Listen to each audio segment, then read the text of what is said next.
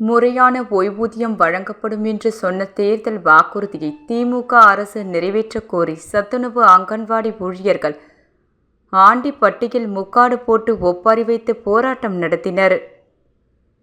தேனி மாவட்டம் ஆண்டிப்பட்டி தேனி சாலையில் சத்துணவு அங்கன்வாடி ஊழியர்கள் முறையான ஓய்வூதியம் வழங்க வேண்டும் உள்ளிட்ட தேர்தல் வாக்குறுதிகளை நிறைவேற்றக் கோரி போராட்டத்தில் ஈடுபட்டனர்.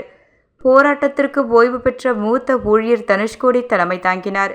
போராட்டத்தில் பெண்கள் உள்ளிட்ட சத்துணவு அங்கன்வாடி ஊழியர்கள் கருப்பு துணியால் முக்காடு போட்டு கோரிக்கைகளை வலியுறுத்தி ஒப்பாரி வைத்து கோஷங்களை எழுப்பினார்கள்.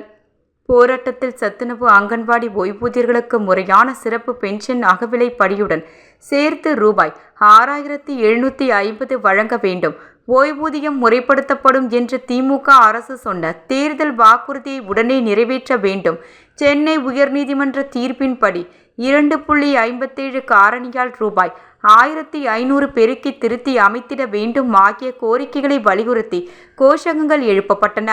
பெண்கள் முக்காடு போட்டு ஒப்பாரி வைத்து மதுரை தேனி தேசிய நெடுஞ்சாலையில் செய்த போராட்டத்தால் பரபரப்பு ஏற்பட்டது.